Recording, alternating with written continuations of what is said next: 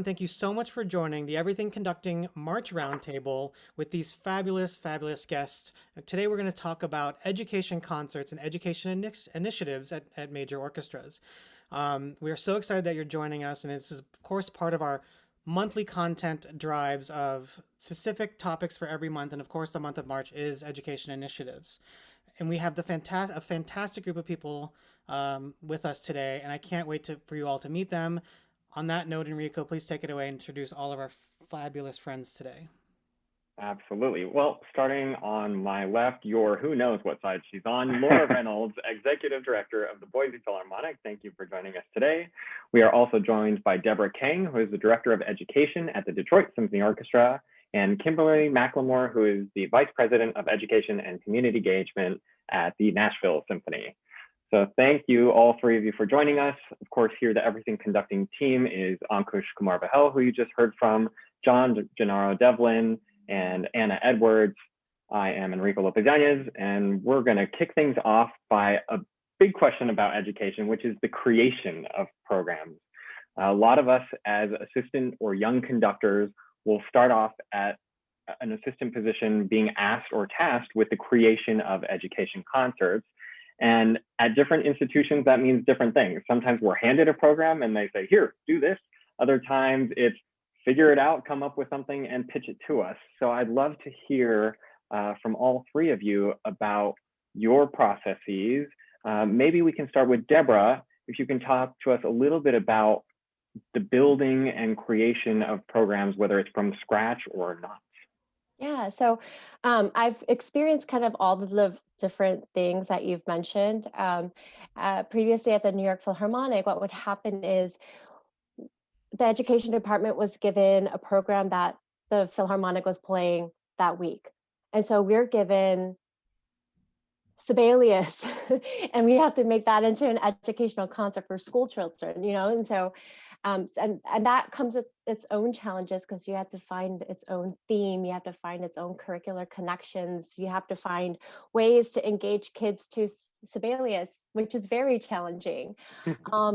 But then you have the other side at the Detroit Symphony where, when I first started working, they were like, okay, what are your educational themes for next year? I go, wow, that's like too many to choose from. I don't know what to do. So, my first year, I really wanted to take this friendly approach to teachers where curriculum could be friendly to whatever they were teaching in their classrooms, right? So the first concert that I programmed with the DSO was a Symphony of Science. And we partnered with the Michigan Science Center. That was a local organization. And we covered like the physics of sound. But then we have to, you have limitations for each concert. So sometimes you have the luxury of having a full orchestra. Then sometimes you have the luxury of, or not so luxurious, chamber orchestra, and then finding repertoire that fits with the theme that you chose. And then you have to find a connection between all those different pieces. So what I did was, it seemed like the DSO had an opportunity for one full orchestra service and two smaller chamber orchestra service later on in the year.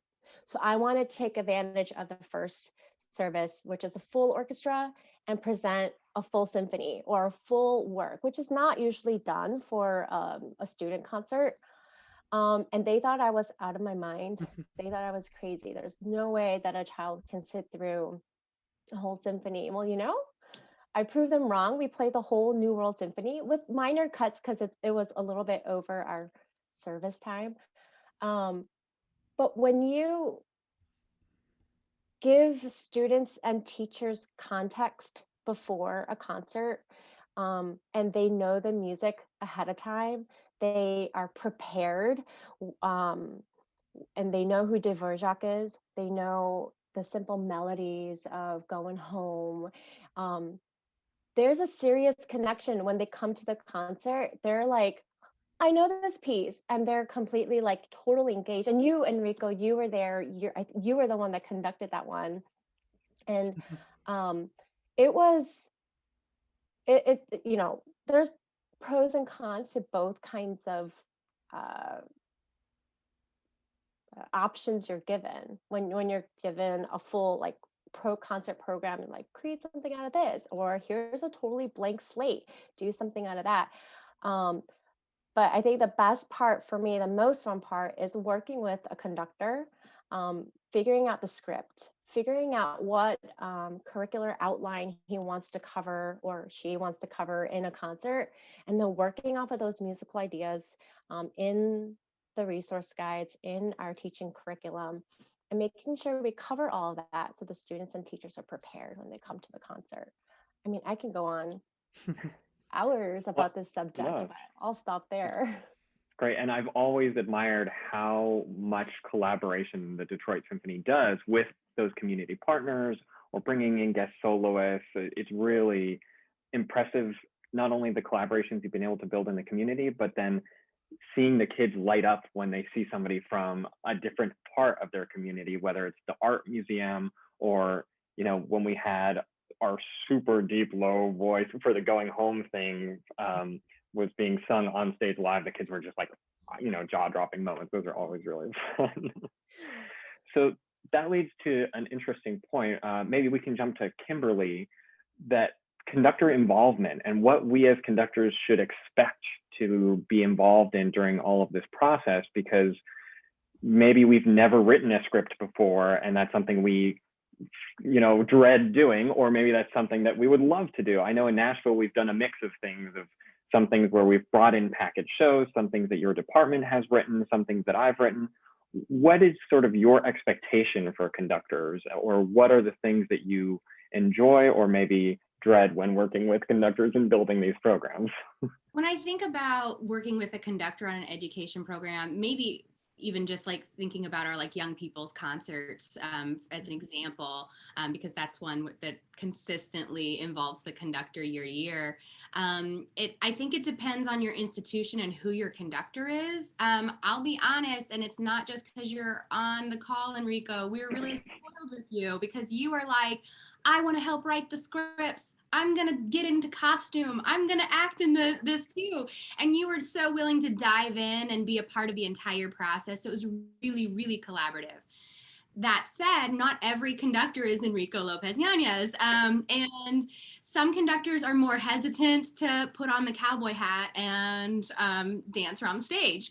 So I think it really just, it's kind of responding to the conductor that you have and finding their strengths and what they kind of bring to the table in your planning. And I often tell the education staff, we need to be a complement to whoever is conducting and whoever is leading this program, because associate or assistant conductors sometimes change in every few years.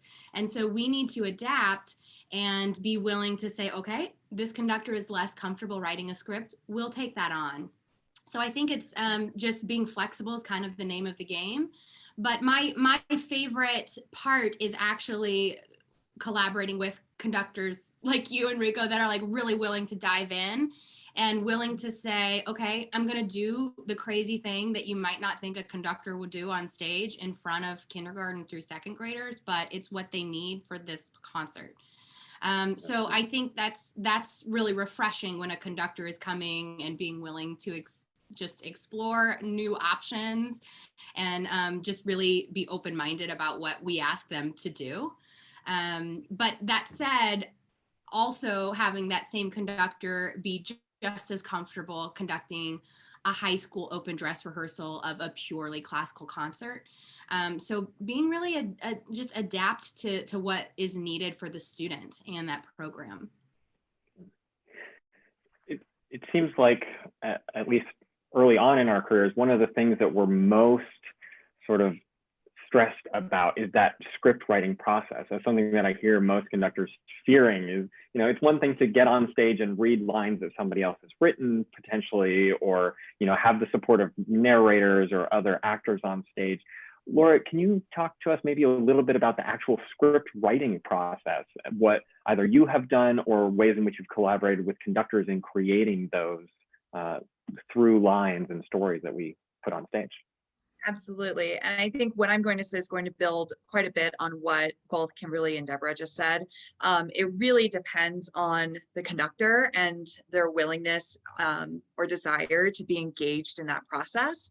And so, you know, when I think about the folks that are listening to this call, I think, you know, especially when you're stepping into an assistant conductor role, or this is maybe one of your first big jobs, really, I think the more curiosity you have and the more that you can look to the education community engagement team or whoever you're working with on staff as a resource for you, and a team that has a lot of experience doing this work, and to really bounce ideas off and really start to think about, you know, what is it that you really want to communicate with these young people. And you know, I feel like the conductor has a unique role where you can really set the tone for the orchestra and for the students, in that you want to be there, you want to have fun, and you're taking this concert just as seriously as if you were conducting opening night. Because for those students, this is opening night, and it is such an important it's such an important moment. And so for conductors to kind of use the team to really figure out, like, what is it that you want to express? What do you love about this music? And to get the entire orchestra excited and engaged in the same way that you are. I think, you know, when it comes to script writing, that is half the battle, is to have that curiosity, willingness to collaborate with the team, and being open-minded about, you know, what your role may be or not be on the stage. And so after that, it's really a matter of, you know, sort of like, watch some good films or watch some you know, Sesame Street. I mean, that might be a little young, but like age appropriate films, to see how are they communicating these sort of complex ideas or fundamental ideas, and are there ways to bring that into your script writing? And, you know, I think we might touch on this a little bit later, but really focus on why it is that you're there. You know, what are you trying to communicate? What is the goal of the program? And get deeper than it's nice music. I think if we can really just like stretch ourselves and be curious, that'll help everyone in the concert hall be curious and go on that journey with you. That's great. Yeah, I really love that. I really love thinking about going to watching Sesame Street and seeing how they're really unpacking these complex ideas. I never thought of that, but it's a really good teaching tool. Um, but you know, Deborah said it's at the top of the call. You know, it's a boon and a curse to have like a clean palette of what the education concert you're about to conduct with X orchestra. Maybe you're the orchestra if you're the assistant. So I'm really curious about, like, where do you start? Like, are you incorporating, like, what are your education goals? Are you incorporating state standards in your script writing? Are you trying to do cross curriculum? Like, this is going to be like Deborah had a science and music, or physics and music, or history. Like, the range is so wide. And if you did have the opportunity to work with an orchestra your first time, like, where do you start and what kind of goals do you have when you're tackling the script? I would love to ask that to Kimberly. I think if I had my choice, I mean, there are situations where Debora mentioned that you're given, hey, here's the program, create some resources and curriculum around it. But if I'm given a choice, I'm going to go the other direction every time and start with the standards and start with what I'm teaching, and then build the program from there. Because I think that allows me to not only respond to the students that are in the hall, whether it's the age group that's there, but also it allows me to respond to where students are in our community, and what they learn at different parts of the year, and what they focus on. And I will say that, you know, while we focus on the standards in our education programming first, I kind of talk to people about the distinction between family concerts and education concerts, because there's no reason that education concerts can't be fun and entertaining, and there's no reason that family concerts can't also teach you something. So I think sometimes there is a blurred line between education and family concerts, but I really want to make sure that the education concerts start with a place of those standards and what are we teaching these students through music, and that our family concerts sometimes start with that more fun piece of really just engaging young people to love music. But that's not to say that both concerts can't do all of that. And I would argue that a good program would do all of that. A goal I have through planning any education program is that, yes, I'm teaching students the standards, but that I'm also showing them why we do what we do, and that they can enjoy music, and classical music is for them, and they have a place in classical music. So that's kind of, I start with the standards, but then also build up to a fun, entertaining program as well. Yeah, I love that. I mean, there's a lot of people who don't always blur that line. So this is our family concert. It's just gonna be fun. We're gonna send the kids home smiling, and why wouldn't you have take an opportunity to teach them something about the orchestra? You know, you never know what they come to a concert with, the knowledge, what knowledge they have when they come, but you can control what they leave with. You know, and Deborah, in Detroit, how have you been able to think about integrating standards or other things in your area for your family for your education concert? Sorry. Yeah, just like Kimberly said, incorporating standards as much as we can, I think is really key to, because that is how we connect to our teachers and that's how we connect to our students. And that's just one more added on layer of education that we can provide for the kids. Um, Us in Detroit, about 65% of our live audience are from Detroit Public Schools. So what we've done is we partnered with the DPSCD, the Detroit Public Schools Community District, which is our school district, and I work closely with the curriculum department. And our educational concert series, ECS, is focused on upper elementary age groups. And so what we'll do is we'll take the curriculum of 4th, 5th, and 6th grade classes every year, look at what they choose to cover. And I kind of see, oh, what speaks to me that year. So this year I'm going to touch on physics, or this year I'm really going to touch on social studies, or this year I'm really going to touch on youth development, and kind of use that as an inspiration of how we program. But really another core component of our programming is arts integration. So we want to make sure that whatever we present to our students and to our teachers is something that's applicable to their everyday teaching. I don't want to just say like, here's Beethoven 5, teach it to your kids. Well, how can we take Beethoven 5 and apply it to their everyday teaching in class? They might not even know who Beethoven is, or a violin, or or whatever. And so then you try to get into the roots of things, whether it's history, or for like, if we're talking about Beethoven, he has an impaired hearing, right? And so how do we take that? He overcame through serious challenges to write his music. And when you tell them the kids, the story of Beethoven and vibrations and him overcoming all those challenges in his life, and the fear that he faced of not being able to hear music ever again the same way, and having to cover their ears actually physically and then hear everything muffled, they're like, oh my gosh, that's kind of scary. And then they relate to it, and then they're like, oh, I can hear that agony in his music, or things like that. And so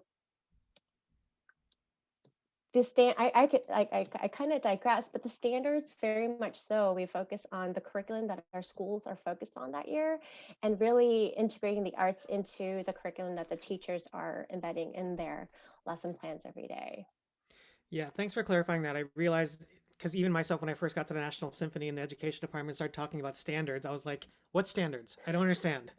Like, what are you talking about? Why do you keep using this word?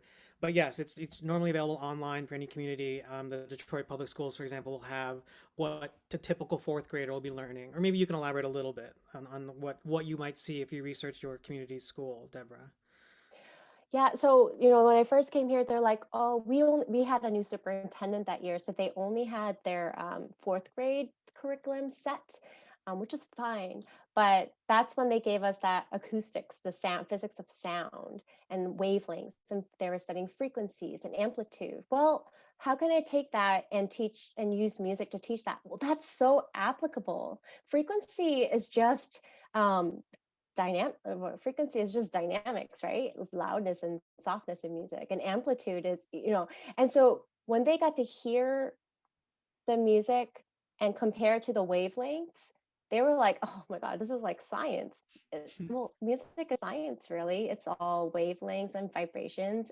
Sound cannot be created without vibration, And so I remember teaching this in the classrooms, and I went back the next year, and I had the same kids in fifth grade. And I was like, do you remember when I was here last year and I taught you frequency and amplitude? What is frequency? And they retained that information.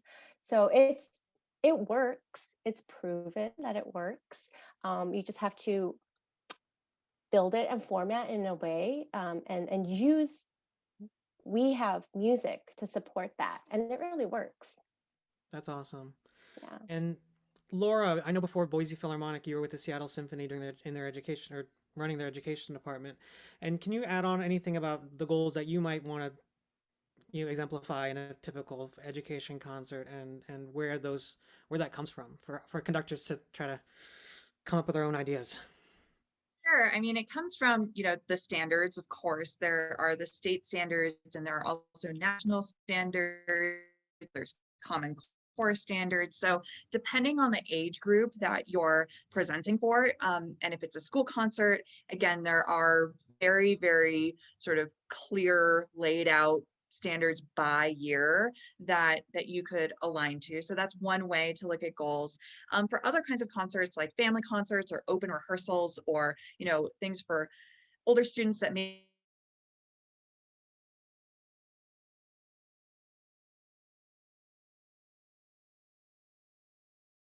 oftentimes that's a collaboration again with the director of education and the conductor. So, one of the last concerts that I worked on in Seattle was called Wonder Women, and it was for our family concerts. And the conductor was Lena Gonzalez, and she's assistant with the Philadelphia Orchestra, and I think also Chicago. And she was a conducting fellow in Seattle. She's fabulous. And so we were working on that program together and thinking about how could we highlight strong women. What would that look like? And so our anchor piece was Scheherazade, and we took the story of Scheherazade and broke it up so that each of the pieces, we had a different member of the orchestra introduce the next piece, which was, by a female composer. And it was through the lens as if Scheherazade was introducing, and each of her stories was the story of the next piece. And it was a really fun way to highlight, really incredible women in music. But it also gave us a really clear focus for our script writing. And we were able to kind of come back to the why, and also think about who in the orchestra would be a good voice to share the next part of the story. So the script writing doesn't necessarily always need to be the conductor speaking. You can allow other musicians in the orchestra to speak, turn around, have the audience speak. I mean, there are lots of different ways to construct that script. But again, coming back to, what is the purpose? What is your why? What are you really trying to communicate? And if you can come back to that and throughout the script, be able to trace it back to what it is that you're trying to achieve, you're on the right track. One of the great things, as you're talking, is about the collaborative process. Education is about collaborating with schools, with your team, within the organization that that you're with. One of the things that I did before today is I was looking up a couple of articles on you. And one of my favorite quotes that you said was that you were motivated by a passion for creating sustainable and engaging music programs that bridge the divide between community and the concert hall. And, can you talk a little bit about these engagements that you have and how you go into your community and make impacts within your organization? Absolutely. I think, when I think about, this kind of comes back to a bigger question that I've been thinking about for a long time. I don't have the answer yet, but it's really, what is the role and the purpose of an orchestra? Why do we exist? Why are we here? what I think, I love education and community engagement. That's like sort of been my career track. And now as executive director, I see it as a big opportunity to kind of explore that even more, to see like, what does it mean for an orchestra to truly be embedded within its community, and to think about community in all aspects of our work. So it's not just a department, but it's really, everything we do is about our time, our place, our neighbors, and what's going on in society right now. And so through that lens, in Seattle, one of the big projects that we worked on for a number of years was called Simple Gifts, and it was an initiative that was designed to really, shed light on the homelessness crisis that was happening. It was a state of emergency, and probably still is, in Seattle and King County. And so we partnered up with a number of social service organizations and asked the question, one, does it make sense for an orchestra to do this work? We are not experts in this. And so how could, is this something that you need?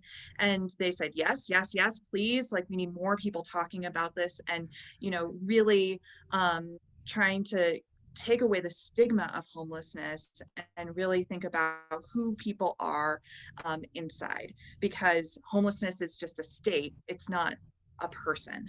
And so we work together with a number of those nonprofits with our guest composers. So we had composers in residence that would work with different organizations and create new works together, which we would then premiere with the orchestra. That was an enormous learning opportunity, very humbling. And, when I came here to Boise, the way we started translating that, is in, what would that look like on our stage?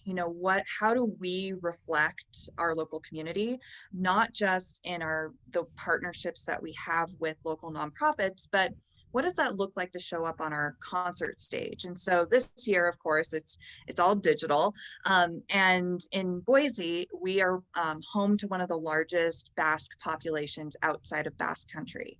And so we collaborated with the local Basque Center and the Onakari dancers, and they interviewed, really talked about their heritage and history, shared their traditional dance and some of their traditional music.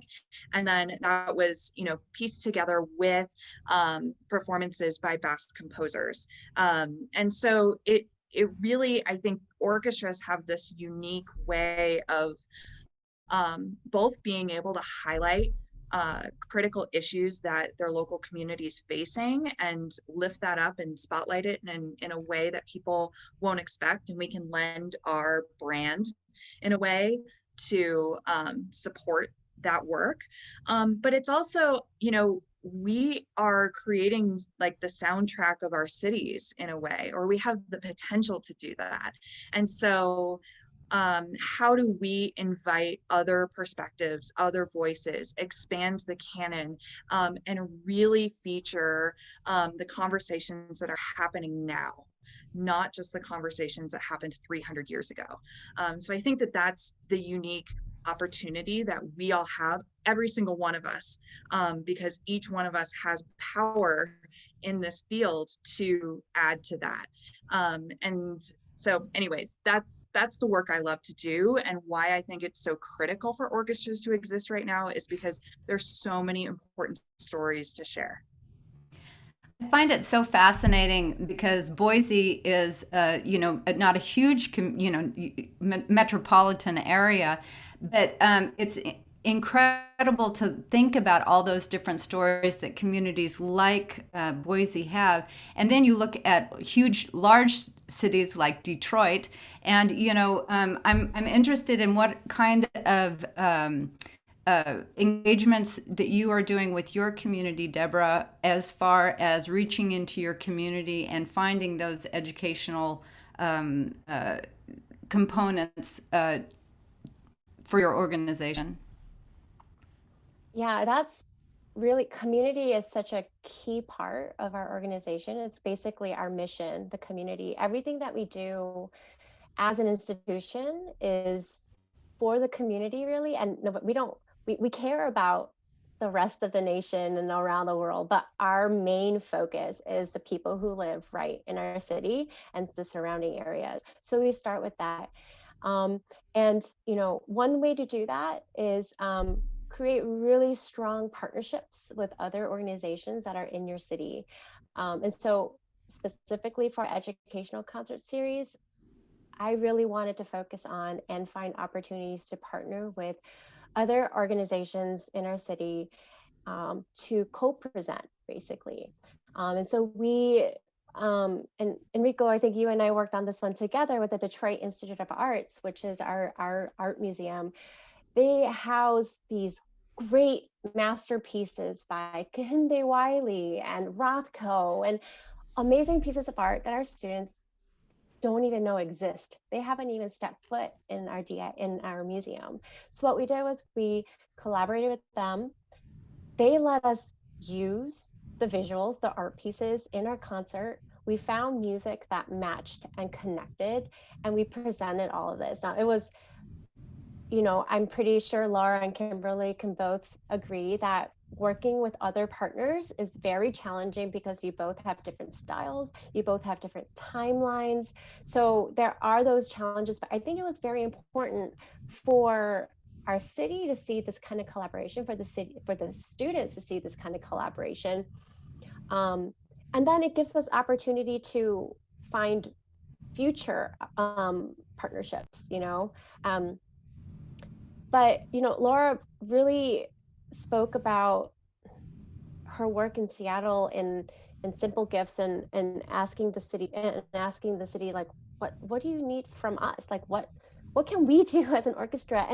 And traditionally and historically, people have looked at an orchestra, an institution like an orchestra, as kind of just like a huge arts organization that's going to come in and kind of steamroll in and take its stance and perform, and then boom, you're gone. We're in the 21st century. We can't do that anymore. That's not how people respond to us, you know, and we just simply cannot do that. So for the DSO, we've really sat down and thought about how we can change this traditional way of thinking and think outside the box and actually take risks.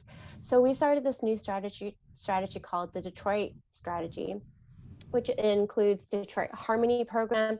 But what Detroit strategy does is, how we're starting is we've chosen 2 areas that we already have connections and partnerships with. And we're talking to the people in the community and the organizations that are working in the community and finding out, look, we've played in your community, we've been there before, and we left. I know that you don't like that. What else can we do for you? What else do you need from us? And it's kind of amazing. We talked to an arts or a social organization. They're like, you know, we really want you to come in and work with our families and see if like they can write music for their kids, or maybe it's music therapy, or maybe it's trying to recruit students to come to a specific school because enrollment is really low in the city of Detroit. So now we're thinking of ways in how we, the orchestra, can really help those parts of, you know, those communities, those neighborhoods to rebuild again. And it's not going to be a one-off. It's not going to be a 1-year project or a 2-year project. This is going to be a forever project. And once these 2 neighborhoods are in place, we've done all of our focus groups, we've gained their trust, and we have a serious presence in the neighborhoods, we're going to expand to as many parts of our city as we can. And I think this is a really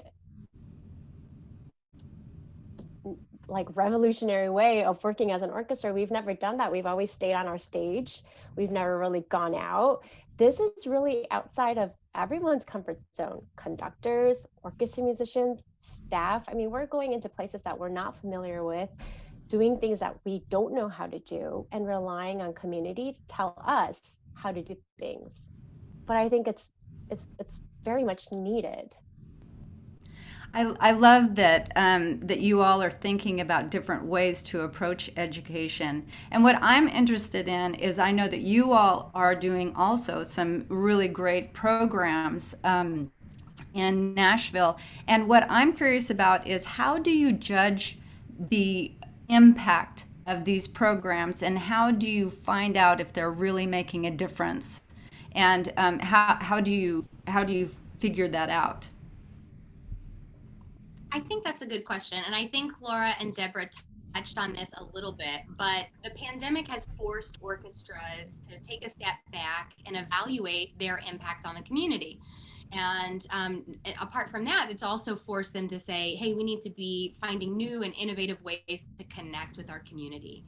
I know that looked like a new virtual landscape this past year, but it also kind of opened up a can of worms that, you know, we should be doing this work anyway. We should be reaching out to communities in new ways all the time in a normal year. And I think it's a really tricky thing to measure success and measure impact when you're talking about an ever changing community and an arts institution that is sometimes disconnected from that community. And I think that our institutions have really been seeking to just be in dialogue with our neighborhoods that we are in and say, like Deborah mentioned, what do you need from us? What can we be to you? And, you know, in Nashville, it has looked like strategic plans of how we really hear back from the community. We do a series of feedback sessions with community members, a variety of constituencies, a variety of neighborhoods.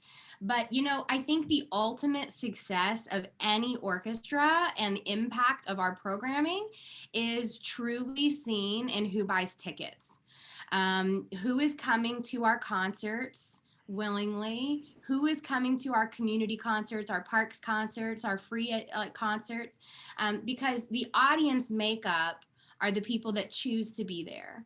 And if they're making a choice to come be a part of your institution, you're doing something right. And I would argue that the audience makeup also tells you a lot of what you're maybe doing wrong, or neighborhoods and communities you're not reaching, and maybe some people you need to consider like making your institution more accessible to.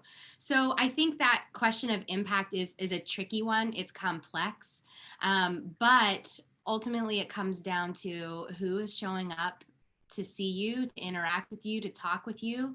And in a lot of ways, I also take cues from I also take cues from teachers and the feedback and the students and the parts of the community and the schools that want to be a part of our education programming.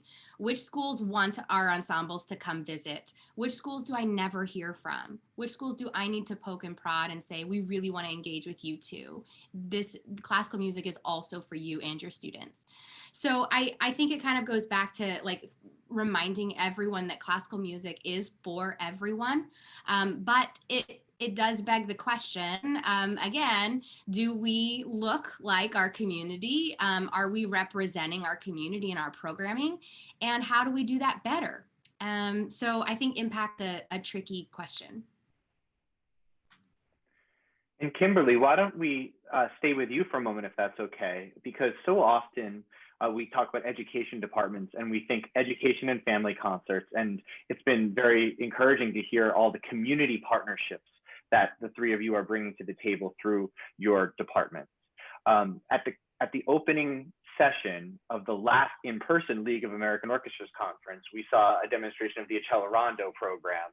And I know that's a big part of what you're doing there. And also it's pushing forward the conversation that I think is a vital one for all orchestras right now around equity, diversity, and inclusion. So could you talk a little bit about that work and the type of results you're seeing?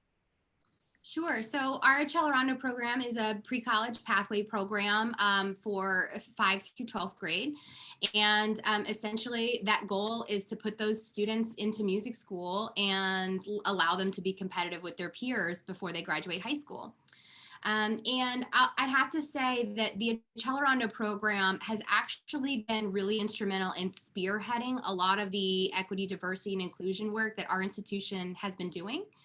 It's not fast work. I'll say that. It's our our HR director says it's crackpot work, and I love that, and we'll steal it every time. But it's an important work, and the Accelerando program has sparked a lot of conversation about trainings that our staff and musicians need to go through, diversifying our board. How do we then show up in our community with diverse programming? And this is really making sure that EDIB is permeating through every part of our institution. Sometimes I think that education programming is a little bit more agile in the ability to respond to things on a shorter timeline. We can plan our programming half a year out, whereas a lot of times the programming that's on the main stage is programmed several months, if not years out. And so I feel like in education and community program, oftentimes we're the ones that are diving into things like equity, diversity, and inclusion first because we can and we want to, and it's the right thing to do and it's good work. So I think what that means then is how can we expand those initiatives to that main stage, to our staff, to the musicians on the stage, to our programming and our board. I think it's a leadership thing. I think it starts from the top down. But again, it goes back to what we were all saying earlier and how we're connecting to the community and making sure that we look like the communities we're serving and that we're a part of. Wonderful. That's so inspiring. And I love the ethos that you're bringing to that work. And Debora, why don't we swing over to you? And I know that in Detroit, you have so many different initiatives going on, including your civic youth ensembles, where you're training the next generation of orchestral musicians in so many different ways, and jazz and choir. And you've also mentioned your harmony program, which is doing a lot of this great work that is creating those long-term relationships that you mentioned, prioritizing. Would you mind diving into a little bit the work of that prioritizes those long-term relationships and talk about the success that you're seeing? Yeah, so specifically with our civic youth ensembles, actually we're celebrating our 50th year of living, I guess you can say. We started with one youth orchestra and now we have 14. Yeah, it's mind-boggling, but you can tell that there are very talented and hungry kids in our state. But we saw a problem. As we grew to 14 ensembles, we saw that there lacked a lot of diversity. You know, there were, most of the kids were from the outer suburbs coming in to work with our DSO musicians, to work with our fabulous conductors and directors. But then where's everybody else? Where are the students of Detroit?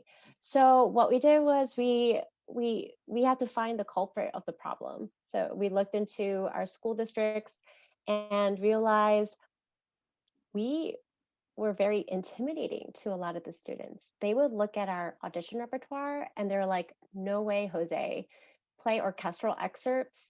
No way, we can't do that. And this is not for me, this is not cool. So what we did was we changed our audition process to make it more accessible. We added way less orchestral excerpts, but more opportunities for choice. They could choose to play whatever they wanted, as long as it was like in the right book or, you know, right level of playing. And there are 2 levels of auditions, and we never turn anyone away.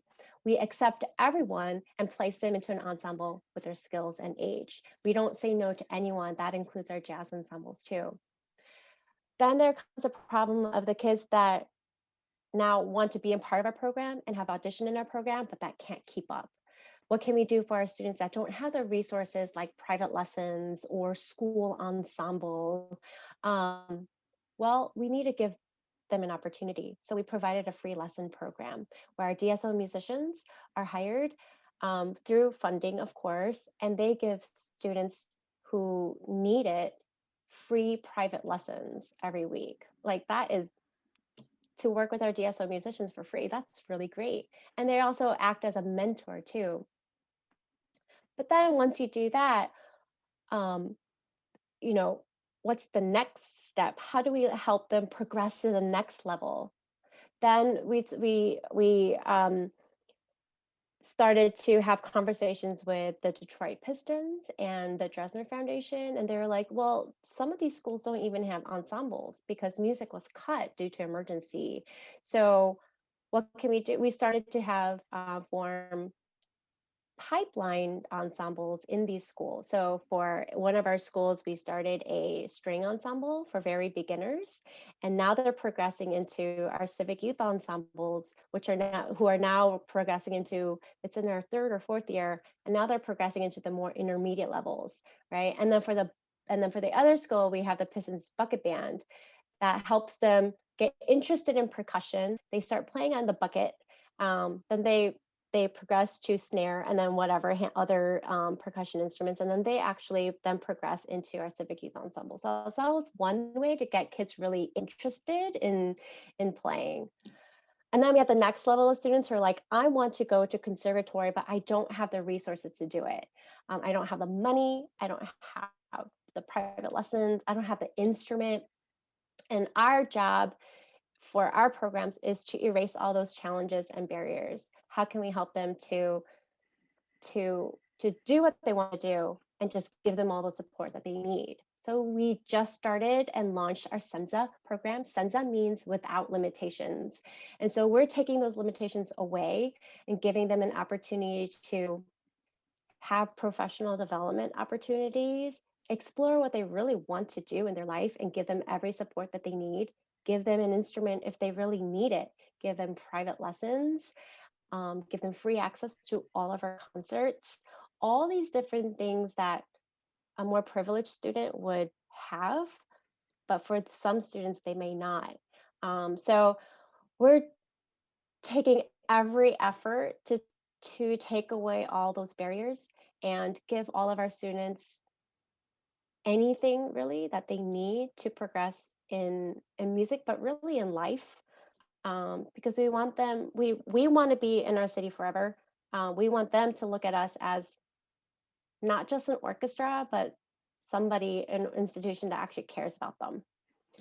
So, yeah.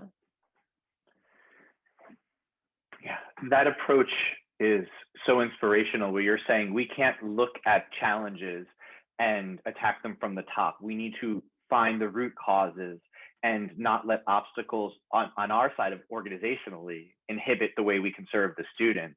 And I think that's a great way to transition over to Laura, because I think sometimes we do this type of work when it's funded by grants in order to do this work.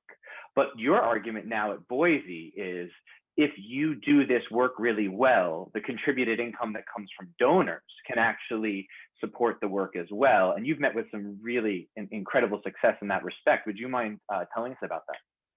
Sure. And I think, kind of coming back to this last year, reflecting on this last year, we had this enormous interruption to the way that we typically work. And when the pandemic hit, I think today is exactly a year since Boise announced the cancellation of the concerts for the rest of the season. So, I like to joke that I showed up and we shut down. But it's really humbling, because what we saw at first, when we first shut down and we're starting to kind of regroup and think about what comes next and plan for the future, and how are we going to continue to create art for our community throughout the pandemic and create programs that can't be canceled? What does that look like? One of the things that we heard and saw and noticed was that folks that were purchasing tickets saw that their investment in the organization was not towards our mission, but really a seat in the concert hall. That was what people thought a ticket was that one seat in the concert hall, and they're very attached to that seat. And so it actually gave us really good feedback at the beginning to think, gosh, that's not who we are. We aren't a seat, that's not us. Like, we are so many more things. We are these community engagement programs, our education programs, 2 youth orchestras, a master chorale, or professional orchestra. All of these things are who we are. So how do we actually communicate that impact and that value and change the value proposition of that ticket purchase. And what would that mean? And so what that meant was actually we needed to put our community at the center of our thinking. And when we started to make decisions about how we would move forward, we knew that the sort of sea that we're living in is music and art, but our community is at the center. So what are their needs? What are the things that they might be going through? How do we empathize with them? And, you know, what this pandemic is bringing, and how do we then create programming that responds to that and also is flexible enough to shift to be what they need as time goes on. And so since we put the community at the center and really started to restructure the way that we operate so that we have more empathy, you know, we've seen like nearly 100 times the sort of grant funding than we've seen in the past come into the organization. You know, our community has really stepped up, and I think, you know, that really goes back to the fact that we're not saying like, you should give us money just because we exist, or you should give us money because, you know, music is important. Of course it's important, but why should they care? You know, why does it matter that your local orchestra still exists after the pandemic? And I think it's because we as orchestras have a bigger responsibility now to be in service to our community and flip that narrative and really, again, design with the community at the center. And Kimberly and Debora give really good examples of what that could look like. And so anyways, that's, I think, conductors out there, this work is coming to an orchestra near you. If it's not there already, more and more orchestras are recalibrating and recentering their community in the way that they think about programming across the board, not just for education. Absolutely. I know, and I know Enrico knows well that at Omaha Symphony, the orchestra's chartered on the fact that they wanted a third of their services, concerts, anything, to go directly to education. And I think you're right. We're taking a lot of time since the pandemic a year ago to focus on our communities and to really reevaluate why we're here and what's important, and as Debora said, what we can do for you. This has all been so incredibly inspiring. I was literally writing things down, even though I know this is recorded and it's going to live forever on a recording. I still had to write some things down. I'm just so impressed by all of you. And as Debora said, we could go for 2 or 3 hours on these topics. So we don't have that much time, and we appreciate everyone watching their time, but also yours. So thank you all again for joining us. And I'm sure people can reach out to you in their communities and find you, and if they have more questions about this. I'm sorry to send conductors towards you. I don't really mean to do that. I know that's not your goal in life, at your desk every day when you're looking at emails, but this stuff was so incredible, and I wish I'd known this when I started at the National Symphony, and I'm sure other people are going to get a lot out of this. I just want to wrap up by saying this is, of course, part of our monthly topic of education concerts. Look for more content on our website, everythingconducting.com. More articles are going to drop next week. In addition, we have a fantastic crew. You're looking at Enrico and John doing this podcast called Upbeat, where we bring a lot of wonderful people in our industry to discuss important topics. And also their focus this month, dropping I think on also this month, is about education initiatives at different organizations. And finally, but certainly not least, probably the most important thing that Anna is contributing, the most important thing on our website, I would mean, is Anna's incredible composer database, where she's taken the time to listen to and cull a number of important and amazing works for the conductors listening. Look at her 10x10s, really highlighting fantastic living and historical diverse composers that you can program at your next concerts immediately, because all the information is right there. So again, thank you guys all so much. We enjoyed meeting all of you, and see you guys next month.